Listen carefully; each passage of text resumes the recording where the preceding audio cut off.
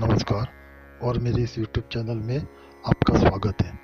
हाँ, आज के वीडियो में मैं व्यापारिक जो कर्ज लेते हैं, जो आप व्यापार करने के लिए, आप बिजनेस करने के लिए, धंधा करने के लिए या दुकान के लिए जो कर्जा लेते हैं, वो शीघ्र चुकाने के लिए ये यंत्र उपाय मैं आपके लिए लाया हूँ।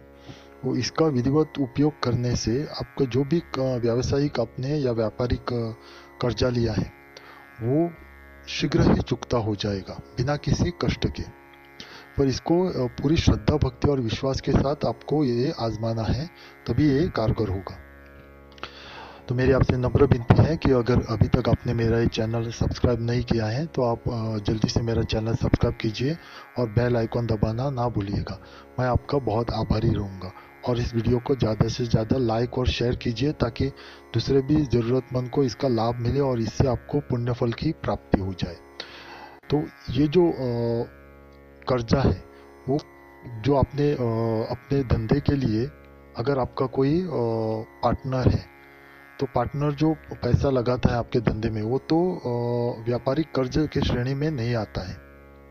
तो कर्जा कौन सा है कि जो भी आप दुकान में या आपके फैक्ट्री में मशीन खरीदने के लिए या कुछ सामान खरीदने के लिए बैंक से या किसी सेठ से या साहूकार से ऐसा कुछ पैसा लेते हैं, वो कर्जे की श्रेणी में आता है।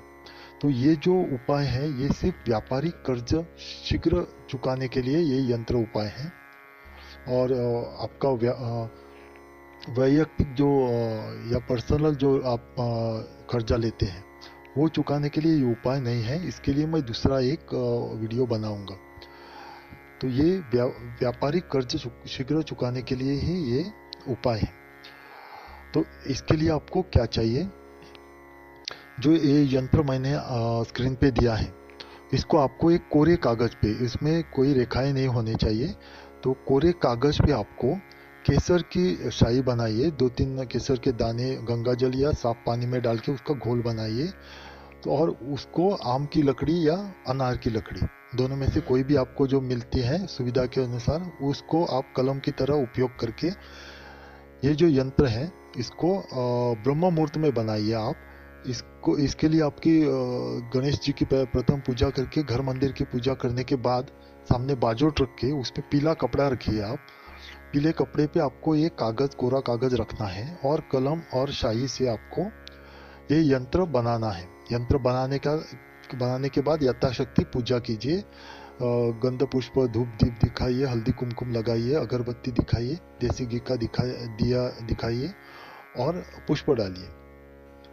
ये पूजा सब हो जाने के बाद, जब देसी घी का दिया तेल खत्म हो जाने के बाद अपने आप बुझ जाए, उसके बाद आप यंत्र को उठा के अपने जो दुकान या कार्यालय है अथवा घर पे, अगर आप घर से कोई बिजनेस करते हैं तो घर पे, तो घर की या कार्यालय या दुकान की जो चौखट रहती है उसकी ऊपरी बाजू में, दाएं बाजू में, दाएं जो कोना रहता है, ऊपरी कोना, तो उस चौखट के ऊपरी कोने में आपको वो चिपका देना है। तो बाहर से चिपकाना है आपको, चौखट जो रहती है। तो बाहर आप खड़े होके घर की तरफ देख रहे हैं, तो ऐसी स्थिति में आपको ऊपरी दाएं कोने में इसको चिपका देना है।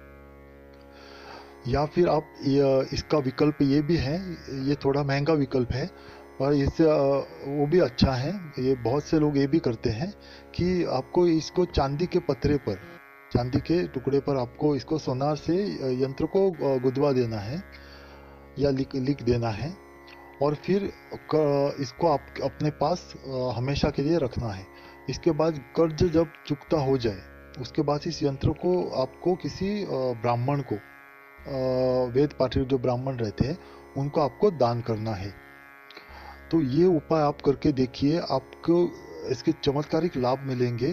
पर ये पूरी श्रद्धा और भक्ति के साथ और पूरी इस उपाय पे आपका पूरे विश्वास के साथ आपको ये करना है, तभी इसका पूरा असर आपको दिखाई देगा और आपका जो व्यापारिक कर्जा आपने लिया है वो शीघ्र ही चुकता हो जाएगा। इसका और एक लाभ है कि आपके जो भी आपने जिस धंधे के लिए कर्जा लिया है उस धंधे पे कोई या बिजनेस पे कोई आंच नहीं आएगी, कोई बुरा असर किसी भी प्रकार का नहीं होगा। तो ये उपाय आप जरूर कीजिए और इसका लाभ उठाइए। मेरी आपसे नम्र विनती है कि अगर अभी तक आपने मेरा ये चैनल सब्सक्राइब नहीं किया है तो आप जल्दी से मेरा चैनल सब्सक्राइब कीजिए और बेल आइकॉन दबाना ना भूलिएगा। मैं आपका बहुत आभारी रहूँगा। आपका कल्याण हो। ओम नमः शिवाय।